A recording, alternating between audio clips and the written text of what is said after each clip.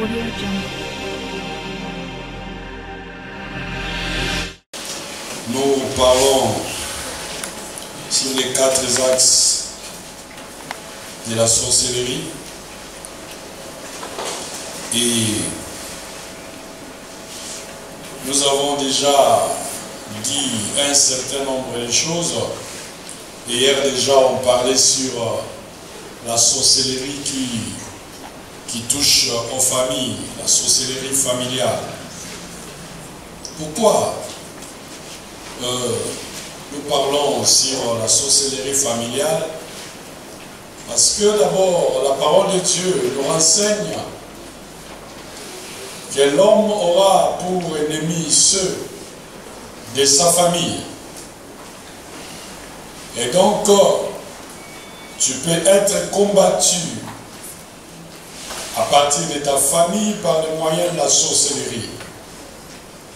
Et laissez-moi vous dire que beaucoup de personnes ont des problèmes sérieux parce que tout simplement, elles sont victimes de la sorcellerie, une sorcellerie qui est avant tout familiale. Et nous avons ici expliqué que lorsque nous parlons de la sorcellerie familiale, il faut savoir qu'il y a des familles qui, déjà au départ, sont ensorcelées. Il y a des choses dans nos vies, pour les résoudre, il faut aller à la source. En 2 Rois chapitre 2, versets 19 à 22, écoutez ce qui s'était passé. La Bible dit ceci: les gens de la ville dirent à Élisée: voici, le séjour de la ville est bon, comme le voit mon Seigneur, mais les eaux sont mauvaises et le pays est stérile. Il dit: apportez-moi un plat neuf et mettez-y du sel. Et ils le lui apportèrent. Il alla vers la source des eaux et il y jeta du sel et dit: ainsi parle l'Éternel, j'assainis ces eaux, il n'en proviendra plus ni mort ni stérilité. Et les eaux furent assainies jusqu'à ce jour, selon la parole qu'Élisée avait prononcée. Vous voyez qu'il y avait un problème dans cette ville, un problème sérieux, et jusqu'à ce que le prophète arrive et on va lui poser le problème, et le prophète, pour résoudre, il appelle les gens à la source. Il dit alors à la source: je vais assainir la source d'abord. La famille, c'est la source. Ok? Et donc il y a des problèmes qui doivent être résolus au niveau de la famille. La plupart de nos problèmes, parfois, ils doivent être résolus au niveau de la famille. Tu vas voir une femme qui se marie, une jeune fille qui grandit bien, tout ça, qui se marie, et puis arriver dans le foyer incapable de donner des enfants à son mari. Nous avons eu à traiter des problèmes comme ça. Et après prière, après la prière, Dieu va révéler que les problèmes étaient d'ordre familial. Et qu'est-ce qui s'était passé dans la vie de cette femme?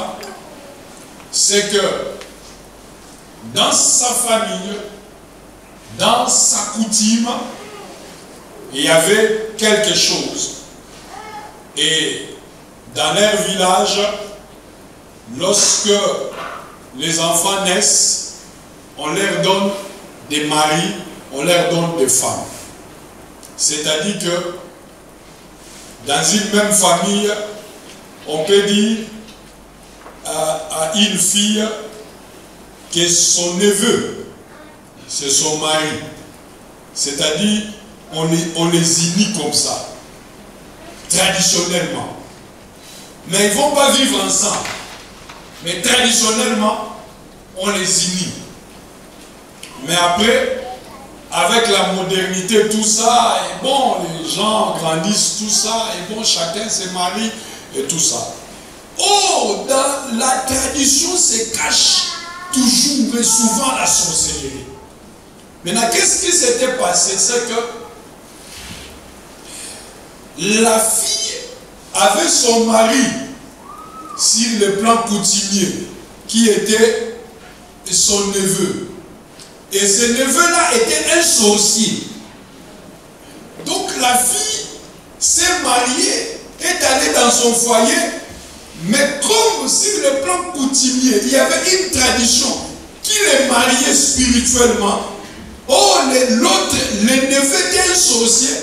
Il considérait toujours que cette dernière-là était sa femme. Et la poursuivait même dans son foyer. Comme mari de nuit, un sorcier. Je vais ici ouvrir une parenthèse pour dire que dans la sorcellerie, il y a aussi phénomène mari et femme de nuit. Un sorcier peut t'attaquer, peut t'envoûter, peut te visiter sous forme de mari ou de femme de nuit. Et c'est comme ça que cette fille était incapable de donner des enfants, n'est-ce pas, à son mari dans le foyer. Mais l'origine du problème, c'était quoi? C'était la famille. Ici, il fallait traiter ce problème, il fallait traiter ce problème au niveau de la famille. C'est là qu'il y avait le problème. Il y a des problèmes qu'il faut traiter à la source. C'est comme ça qu'Élisée va prendre les sels. Il dit, amenez-moi à la source. Je voudrais dire à quelqu'un ce soir que nous allons rentrer dans la source et ton problème trouvera des solutions. Nous avons prié pour un monsieur, un cerveau, plusieurs diplômes universitaires. Mais dès qu'il entre dans une entreprise, il y avait un phénomène qui devenait récurrent, mystérieux, qu'on ne pouvait pas expliquer. Il entre dans une entreprise, quand on le prend, c'est-à-dire qu'on le place toujours à un poste élevé. Mais à plusieurs reprises, il s'est passé un phénomène. Après 3 mois de travail, quand on vient maintenant faire l'inspection pour contrôler les travailleurs, leurs diplômes, tout ça, comment ils sont entrés, on vérifie, on trouve que le monsieur est là, mais il n'a pas de document. Il n'a présenté aucun document, aucun diplôme. On lui dit, mais tu es entré ici, quelqu'un t'a aidé. Tu ne mérites pas d'être ici parce qu'on ne voit pas qu'est-ce que tu as fourni comme document. Il dit, mais j'ai fourni des documents. On dit, mais il n'y a pas de documents ici. Tu es ici comment? Ou bien tu es sorcier, ou bien comment tu es arrivé ici? Comment tu peux comprendre que ceux-là même qui t'ont embauché commencent à se poser des questions, comment tu es arrivé là?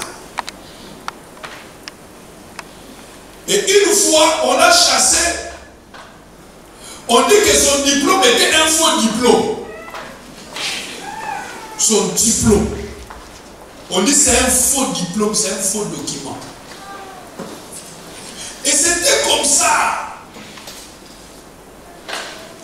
Et nous avons commencé les prières, on priait. Et puis un jour, tellement il priait, un jour, il va faire, n'est-ce pas, un songe.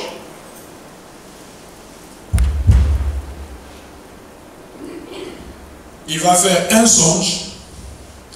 Et dans ce songe-là, il voit son oncle qui vient dans sa maison, qui rentre dans sa chambre. Il ouvre un placard là où il place ses documents, tout ça. Il voit ça en songe. Son oncle prend ses documents, sort de la maison et va cacher ça sous un arbre dans sa cour. Lui, il voit ça comme ça, clair. dans un songe. Et donc après, il va nous révéler, nous relater ces songes-là. Et donc il dit que cet arbre-là, effectivement, il y a un arbre dans la cour même de son oncle. C'est-à-dire tout ce qu'il avait vu dans les songes, c'était clair. C'est-à-dire, c'était clair. Donc, j'ai prié et puis j'ai senti une conviction en moi qu'on doit aller voir l'oncle et lui demander de remettre les documents. Mais physiquement, les documents étaient là. Ce n'est pas que les documents avaient disparu, non. Il a regardé, il a vu ses diplômes, tous ces documents étaient là. Mais dans les songes, il a vu que son oncle était en train, il a pris les documents et est parti. Le matin, il s'est réveillé, il a regardé, les documents sont là. C'est-à-dire que le Seigneur, lui, était en train de lui montrer ce qui s'était réellement passé. C'est que lui, quand il prend ses diplômes, il va montrer quelque part, il pense qu'il a des documents, qu'il a des diplômes, alors que les diplômes sont cachés sous un arbre, dans la cour de son oncle. Dieu m'a fait une grâce, c'est que quand je suis convaincu de quelque chose, je me trompe rarement. Si je suis convaincu que tu es sorcier, tu es sorcier.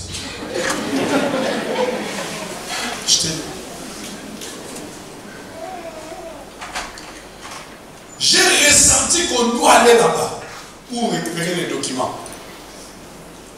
Et je lui ai dit, ok. Donc, on va prier. Et puis, dans 48 heures, on va aller voir ton oncle avec une délégation pour qu'il nous remette tous tes documents, tes diplômes, tout ça. Il doit remettre ça. Ok. Papa, nous sommes partis en délégation. Nous sommes arrivés chez l'oncle et tout ça. On a salué les salutations comme on fait, vous savez. Et puis après, j'ai pris la parole, j'ai dit, oncle, sinon, il n'y a pas vraiment, c'est pas grave, c'est pas un problème. Nous sommes venus avec ton neveu, parce que pour que tu remettes les documents, tous les documents.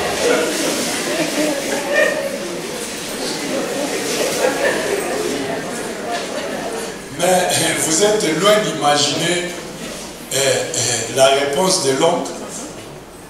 Il m'a regardé, et puis curieusement, il a commencé à parler.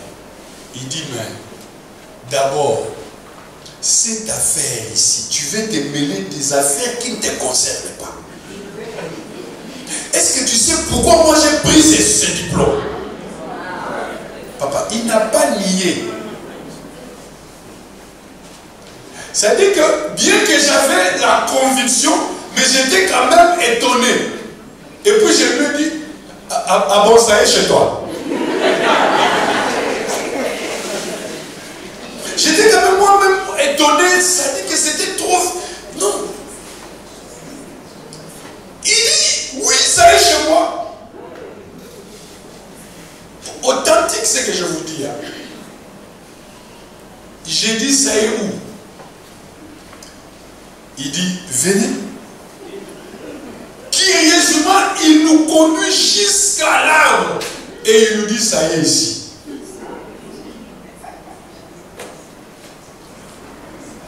On dit, mais papa, ça y est où? Ça y est ici, c'est-à-dire quoi? Il dit, ça y est ici. Effectivement, c'est pourquoi, bien aimé dans le Seigneur, la Bible dit que le Seigneur nous parle d'une manière tantôt d'une autre. Même dans les songes. Ne néglige pas les songes. Que le Seigneur te montre. Il y a des choses que le Seigneur te montre, mais tu négliges. Exactement ce qu'il avait vu dans les songes. J'ai dit, mais papa, tu as pris les documents de l'enfant. Tu es venu cacher ça ici. Ce n'est pas bien. Il dit, mais lui, quand il a eu son premier travail, son salaire, il faut faut lui demander, c'est toi son passé, il faut lui demander, il a mis ça où? Son premier salaire, il a mis ça où? Parce que dans leur coutume, ils ont les régimes matriarcaux, c'est l'oncle qui a le pouvoir. Il dit, il a mis son salaire, son premier travail. Quand il a trouvé son premier travail, les salaires, il a mis où? J'ai dit, papa, c'est moi, j'ai mangé sur les salaires.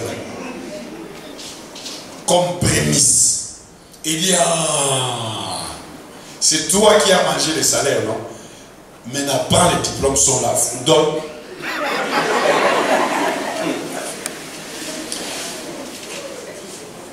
J'ai dit de prendre. Il dit oui. Comme c'est toi maintenant, son père, son oncle, son responsable, tu prends les salaires des enfants des champs. Tu manges.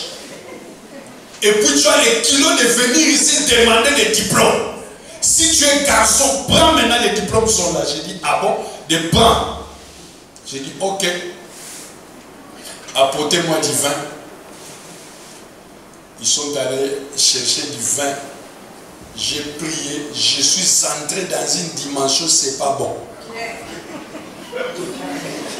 C'est-à-dire que là, il était question maintenant d'Élie sur la montagne, le mont Carmel. Et que l'on sache qui est véritablement Dieu.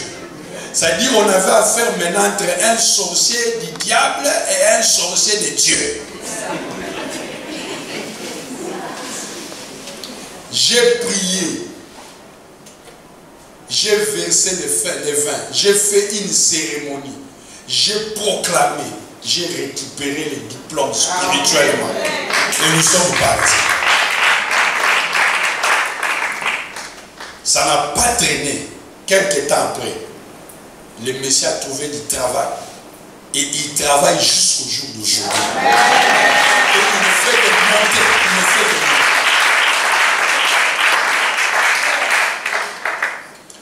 Papa, je peux te dire que moi-même, je n'étais pas trop le genre de personnes qui croyaient aux histoires de sorcellerie.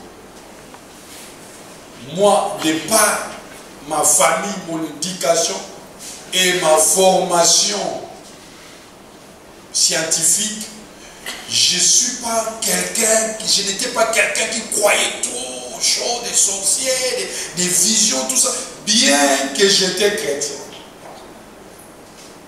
Je vais vous raconter une histoire. Moi, je ne croyais même pas en parlant là. Je ne croyais même pas à ces choses-là.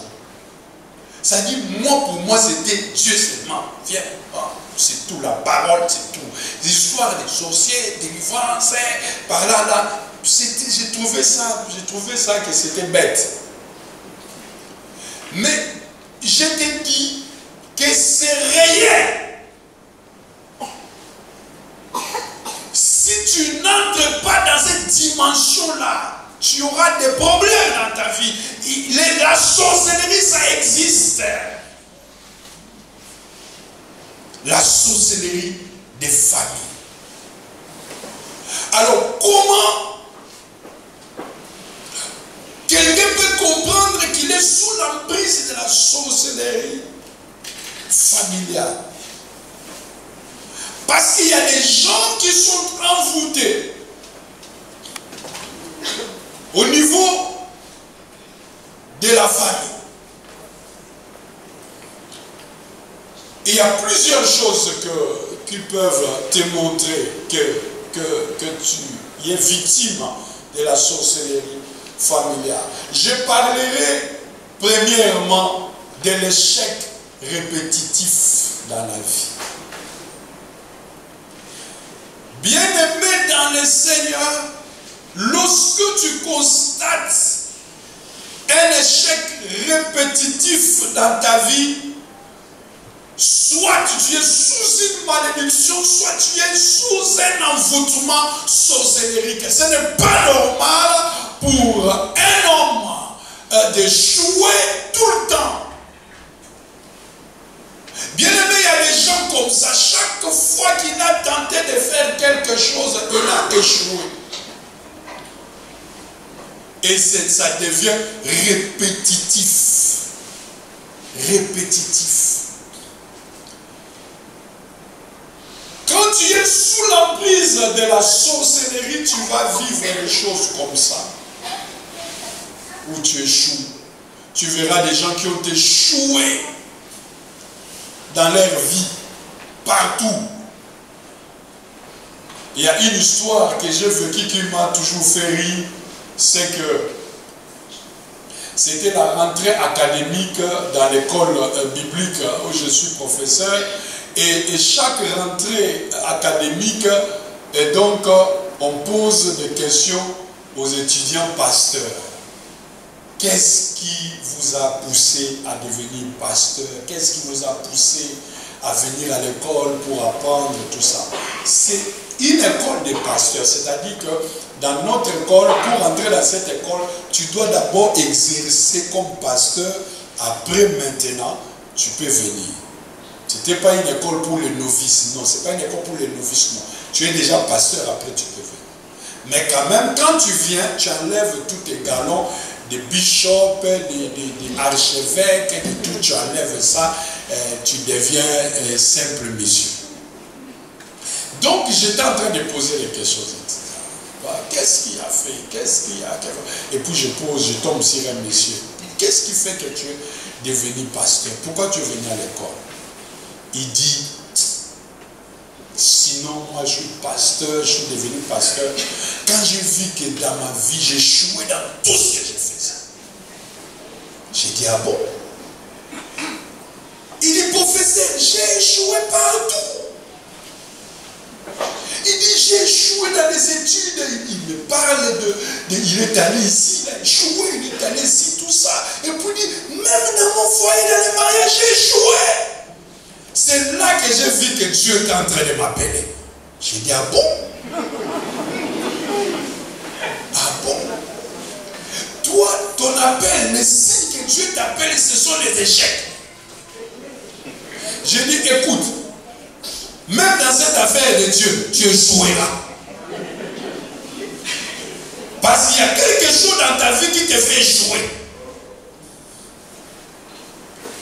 Quelque chose me pousse à dire à quelqu'un ce soir que toi, tu n'échoueras plus, mais tu réussiras. Parce que Dieu vient pour mettre un terme au cycle de tes échecs. J'ai dit ça comme un prophète. Que celui qui a la foi qui reçoit cela. Je proclame cela au nom de Jésus-Christ. C'est quelque chose que j'ai senti maintenant dans mon esprit. Ce n'est pas bon d'échouer comme ça. Répétitif. Tu commences quelque chose, tu as l'impression que cette fois-ci c'est la bonne, et puis tu échoues. Autre signe, c'est que quand tu es sous l'emprise de la sorcellerie, tu seras incapable d'avoir une joie parfaite.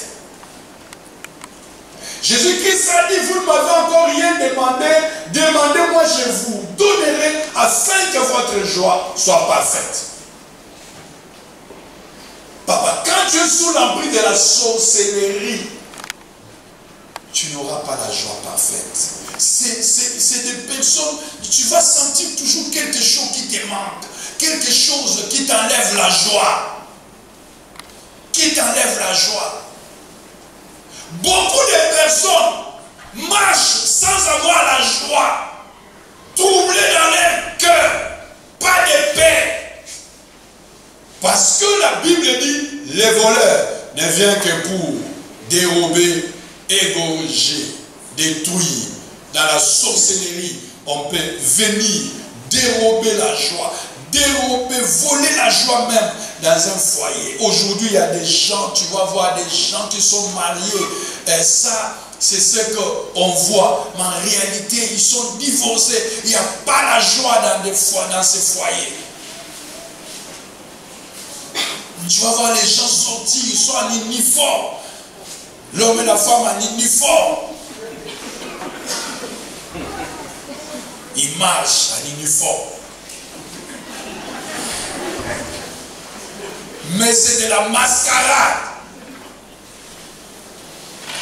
C'est l'uniforme physique, mais spirituellement, ils n'ont pas d'uniforme. Il y a beaucoup de foyers comme ça où il n'y a pas la joie. Il n'y a pas la joie. Les diables, la sorcellerie. Et c'est comme ça qu'un jour, au milieu de la nuit, je vais recevoir un coup de fil. Un couple va m'appeler. Non, ça dit que j'ai reçu dans ma vie des coups de fil, mais il n'y a pas un coup de fil qui m'a troublé comme celui-là. Papa, on t'appelle à 2h du matin. Que pasteur, en tout cas, fais tout pour arriver parce que nous voulons divorcer. Il faut que tu viennes prier pour nous.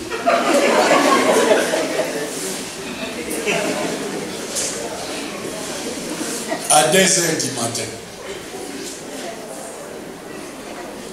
J'ai dit, c'est pas possible. Vous avez vu quelle heure il est? Et papa, en tout cas, pardon, il faut venir. J'avais déjà décidé de ne plus partir. Et puis, un moment, quelque chose me dit non, oui, il faut partir. Il faut partir. Donc, paf, je sors. Je vais là, au milieu de l'année. J'entends quelqu'un dire au milieu de l'année. J'arrive là-bas, l'homme et la femme disent, papa, nous avons caché, ça fait... Non, nous avons trop caché. Maintenant là, on ne peut plus rien cacher. Au point où nous sommes arrivés là. Si on ne divorce pas, c'est la mort. J'ai dit, ah bon? Donc, vraiment, vous avez décidé de divorcer. Ils ont dit, oui, on va divorcer. J'ai dit, ok, ça va, on va prier. On va prier d'abord, et puis après, je vais prier pour vous. Et après, vous allez divorcer. Mais prions d'abord. Donc, j'ai entonné un cantique, et puis on a commencé à prier. Moi, j'ai prié en langue. Non, j'ai entendu de prier, j'ai dit, mais ça, c'est quelle prière? J'entendais l'homme qui priait avec foi. Seigneur, chaque chose a sa fin.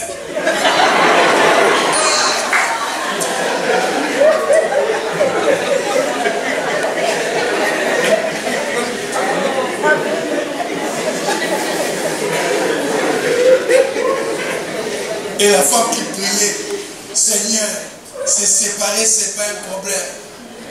Même Abraham et Lot se sont séparés.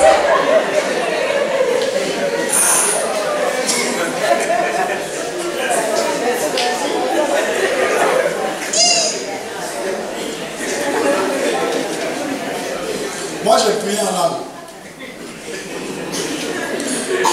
en langue. Et ils priaient, ils ont sorti des versets bibliques, tout ça. Versets bibliques. C'est comme s'ils étaient en train de s'exhorter dans la prière. Et puis à un moment, l'homme dit, c'est que sûr, on ne sera pas ennemis. On ne sera pas ennemis. On divorce, on ne sera pas ennemis. Papa, vous n'avez pas fait des choses. Parce qu'être pasteur, là, les gens jouent avec les pasteurs. Hein. Tu vois quelqu'un qui va s'élever comme ça, il parle n'importe comment à un pasteur. Vous ne savez pas quel problème. Toi, tu peux traiter un problème comme ça. Des bandits comme ça, des bandits. Une bande de malfaiteurs comme ça, des fois.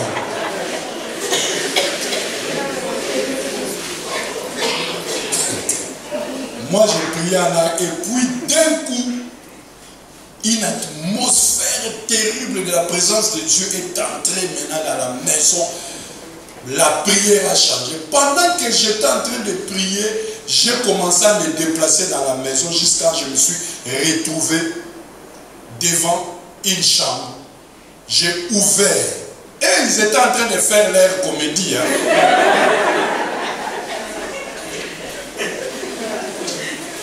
Quand j'ai ouvert cette chambre-là, comme ça, j'ouvre comme ça, je vois un grand garçon,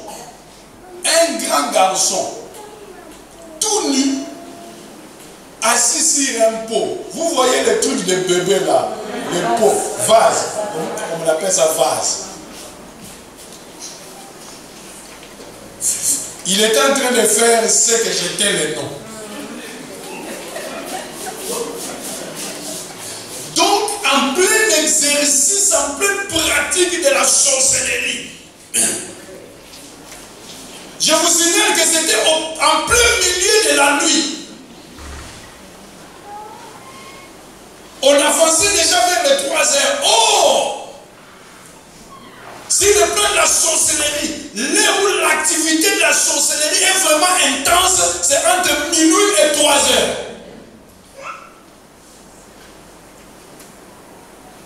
Il me regarde, je le regarde.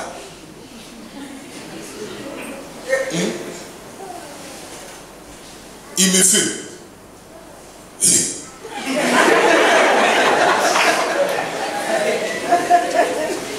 Moi aussi je me dis, et toi là.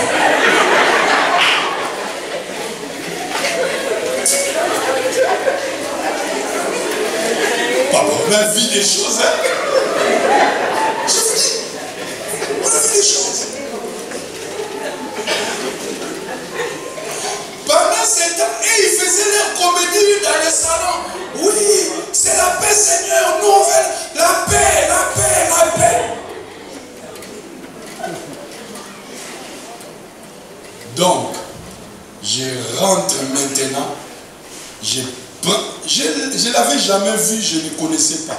Je prends le monsieur comme ça, je prends le monsieur comme ça, je le soulève, il veut résister, je lui dis, ne te détrompe pas, je suis ceinture noire.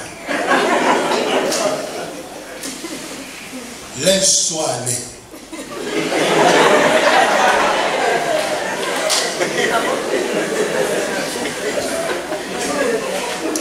Et puis c'est pas fort. J'ai attrapé le type. Je l'ai amené jusque dans le salon. Quand je sors avec lui dans le salon, ça dit qu'il s'est mis crié. J'ai dit, c'est qui? Celui-là. C'est le neveu du monsieur qui a quitté le village, qui est venu habiter avec eux. Il n'avait jamais mis ses pieds à l'église, donc je ne les connaissais même pas. Je ne savais même pas que eux, depuis un certain moment, ils habitaient avec quelqu'un qui était venu du village. L'infiltration sorcellerie. Depuis qu'il est venu dans cette maison-là, il n'y avait plus la paix. Oh, c'est lui qui faisait ça. Il a troublé les foyers, il a troublé, c'est-à-dire qu'il n'y avait plus la paix dans ces foyers-là. Voilà la sorcellerie.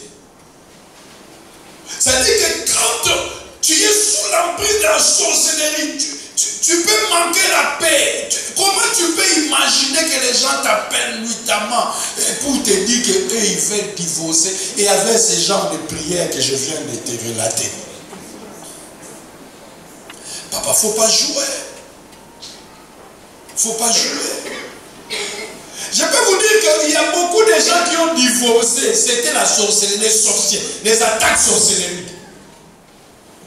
C'est comme ça que tu vas voir après tout ça. Tu as fait, tu as des hommes qui ont quitté les femmes, qui ont quitté les enfants. Et puis après, quelques temps, tu commences à te poser des questions. Qu'est-ce qui s'était passé réellement? Pourquoi tu étais parti? Pourquoi tu avais quitté ta femme? Ce que je trouve souvent bizarre, ce sont toujours les hommes qui reviennent après. Les hommes reviennent. Et souvent les hommes reviennent quand ils n'ont plus rien. Oh, sinon, c'est toi qui es ma femme. Le Seigneur m'a parlé. C'est maintenant que le Seigneur te parle. Papa, tu n'as plus rien.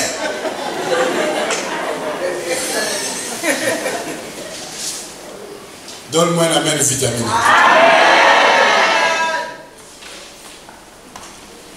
Tu vois. Donc, faites attention. Mais, au-delà de ça, lorsque quelqu'un est sous l'emprise de la sorcellerie, tu peux constater dans ta vie des phénomènes anormaux. Tu vas perdre d'une manière bizarre certaines choses. Surtout les choses intimes. Surtout les choses intimes. Fais attention si tu commences à perdre des choses qui sont vraiment intimes. Tu perds tes bijoux, tu perds tes dessous, tu perds des choses vraiment intimes. Le monde de la sorcellerie est un monde de la correspondance. La spiritualité fondée sur ce qu'on appelle la correspondance, c'est-à-dire que la symbolisation, c'est-à-dire qu'on peut te détruire à partir, on n'a pas besoin de toi-même, on a besoin de quelque chose qui vraiment est attaché à ton âme, et puis on peut travailler à partir de là. On peut travailler à partir de là. Et c'est comme ça que même les magiciens, même tout ça, c'est-à-dire lorsque par exemple quelqu'un veut t'envoûter, on peut lui dire, bon, apporte sa photo. Apporte sa photo. Apporte son habit. Apporte son sous-vêtement. Les sorciers utilisent des choses comme ça. Et tu vas voir des phénomènes comme ça. Comment tu perds tout ça. Et quand tu vois des choses comme ça, il faut savoir qu'il y a un problème. Alors, je vais avancer un peu, les signes sont nombreux, mais je vais quand même avancer pour parler de la sorcellerie qui est environnementale. Bien-aimés, il y a certains milieux qui sont caractérisés par les œuvres de la sorcellerie. Nous sommes dans le livre de Ruth, chapitre 1, versets 1 à 5. On nous parle de cette histoire de Limelech, cet homme qui va quitter Bethléem pour aller s'installer à Moab. Lui ainsi que toute sa famille, sa femme Naomi, ainsi que ses deux fils, Maclon et Kiljon. Et pour ceux qui sont lecteurs de la Bible, ils connaissent la suite, cette histoire, ce qui est arrivé sur cette terre de Moab. Cet homme va mourir. Lui ainsi que ses deux enfants. Je ne dis pas que Moab est un territoire de sorciers, mais ce que je veux dire, c'est que un environnement caractérisé par les œuvres de la sorcellerie, c'est un environnement qui peut te donner la mort. Et ici, lorsqu'on parle de la mort, il ne s'agit pas seulement de la mort physique, mais il s'agit même de la mort de ton travail, de ton foyer, de tes enfants, la mort des choses de valeur liées à ta vie. Et il y a des gens qui ont été victimes comme ça de la sorcellerie environnementale. Bien aimé dans le Seigneur, il y a des maisons caractérisées par les œuvres de la sorcellerie, des cours communes, surtout dans certaines cours communes. Ce n'est pas bon d'aller habiter dans une cour commune où il y a les œuvres de la sorcellerie. Il y a des gens qui ont perdu du travail, qui ont perdu des choses, parce que seulement ils sont allés habiter dans un environnement caractérisé par les œuvres de la sorcellerie, papa. Faites attention.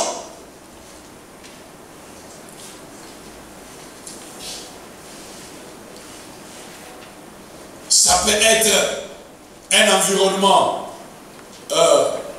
professionnel. Tu peux te retrouver dans une entreprise, mais toi tu ne sais pas que tu es au milieu des sorciers. En commençant par les directeurs, les conseillers, tout ça. Toi tu es innocent, tu es là. Oh, ce sont des pandémoniaux.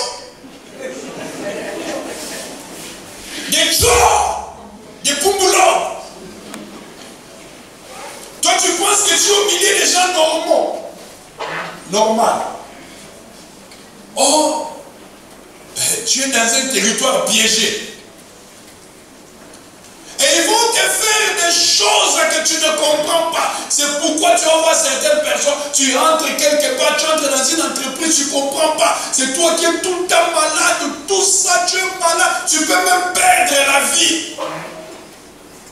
Ils te font des choses que tu ne comprends pas. Nous devons entrer dans une dimension où en tant qu'enfant de Dieu, on te place au milieu des sorciers, au lieu que ces sorciers te fassent peur, c'est toi qui les fais trembler, qui les font fuir. La Bible dit, tu marcheras au milieu de tes ennemis et tu domineras. Il faut rechercher cette option-là de la domination. Être capable de dominer sur les sorciers de ta famille. De dominer sur les sorciers de ton quartier, de ton environnement. La sorcellerie environnementale peut s'attaquer même à une église. Je vais vous dire quelque chose. Si cette église, si vous n'avez pas Dieu, aujourd'hui là, on ne peut pas parler de grâce et merveille. Je vous dis la vérité. Il y a des gens qui viennent à l'église comme ça, c'est vrai, mais qui ne prennent pas conscience de la réalité des combats spirituels. Cette église a produit des combats terribles. Peut-être, toi, c'est maintenant que tu es venu à l'église. Nous, on est là depuis longtemps. Hein, pasteur? Hein? Tu vois, tu es plus ancien que moi ici. Je suis plus vieux que toi. Donne-moi la main bien. Amen. Tu vois? Les combats spirituels. Il y a des églises qui ont disparu à cause de la sorcellerie environnementale. La sorcellerie environnementale. Nous, quand on avait implanté, n'est-ce pas, notre église, on avait connu des problèmes, c'est-à-dire que des menaces, des voisins qui venaient, tout ça. Jusqu'à un jour, comme ça, en plein culte, c'est-à-dire vous êtes en plein culte et ils centrent. Et je suis venu me menacer comme ça en plein culte. M'insulter comme ça, ça dit, je suis en train de prêcher, le pasteur prêche et puis un groupe de personnes entre. Idiot, toi, descends ici. C'est tout ce que Dieu a trouvé à faire dans la vie là, tout ça, mendiant. Hein? M'insulter comme ça, au milieu de mes fidèles. Je dis, je vous ai fait quoi? Alors fais, tais-toi.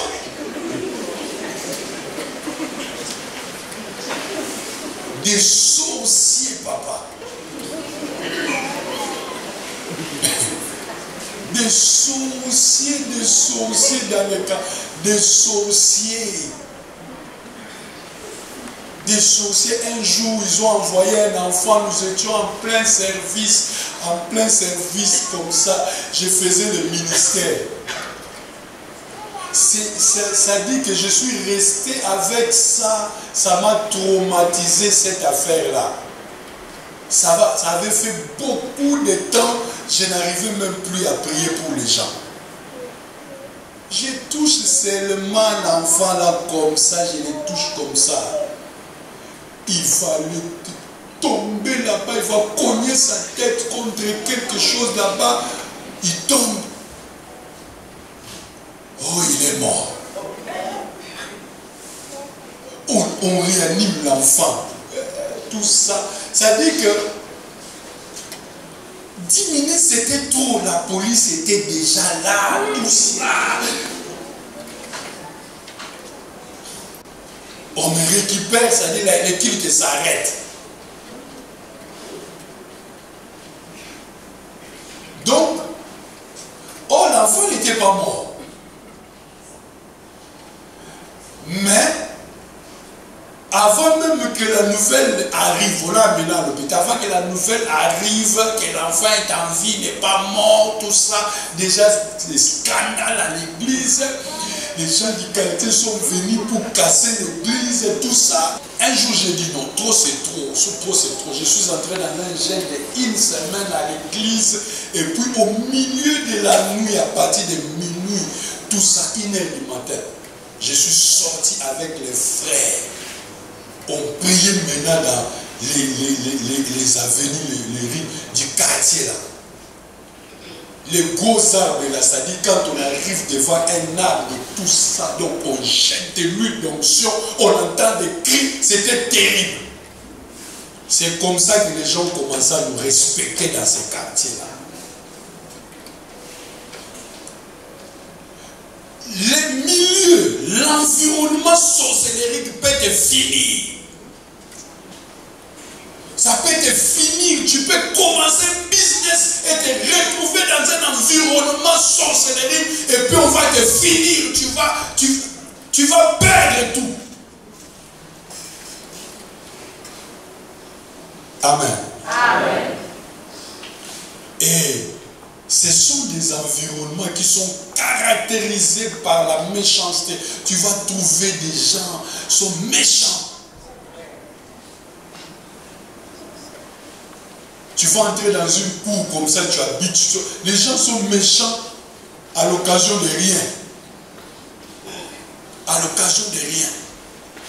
Quand un de mes fils me disait, papa, il dit que je suis en train de chercher une maison, je dois quitter cette cour-là, je dois quitter. J'ai dit, mais pourquoi? Pourtant, je suis venu, j'ai trouvé que c'était bien, c'était calme. Non, c'est pas calme.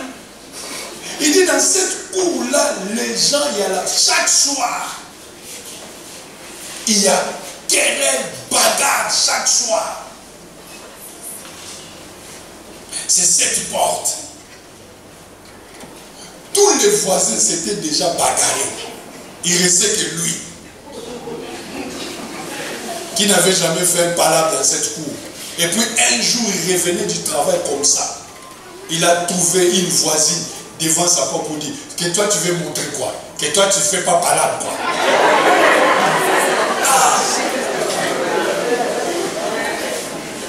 C'est-à-dire, on l'a cherché spirituellement, on l'a provoqué de toutes les manières, il ne réagissait pas. On dit, on va t'affronter maintenant physiquement. Je vais te dire quelque chose. Lorsque les sorciers te cherchent sur le plan spirituel, lorsqu'ils mènent leur combat sur le plan spirituel et qu'ils n'arrivent pas à t'atteindre, ils vont ramener ce combat sur le plan physique.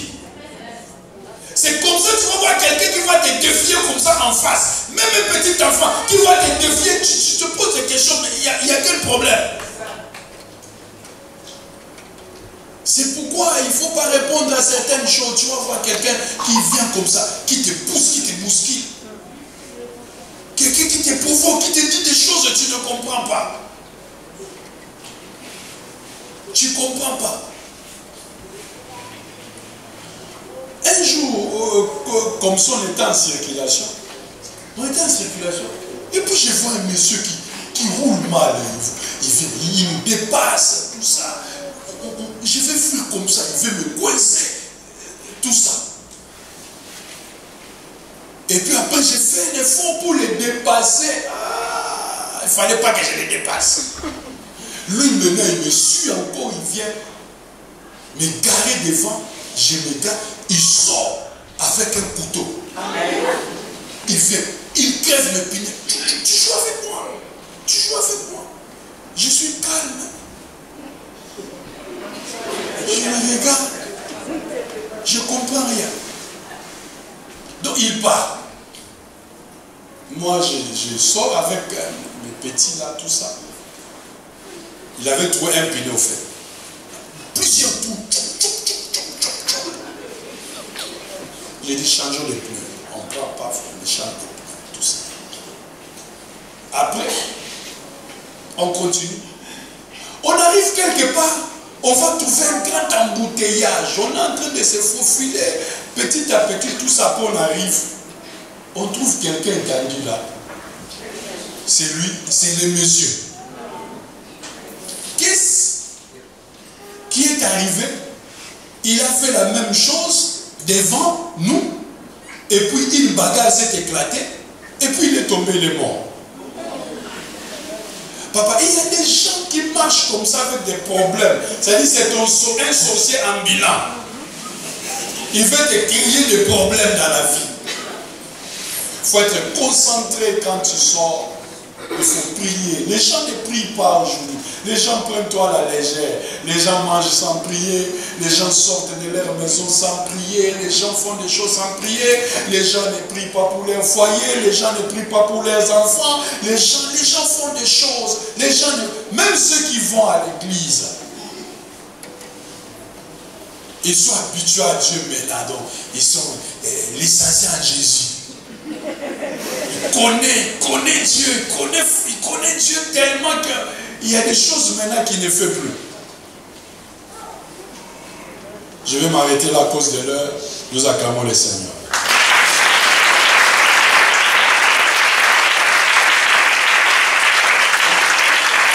Nous sommes debout, on va prier le Seigneur. Audio Jungle.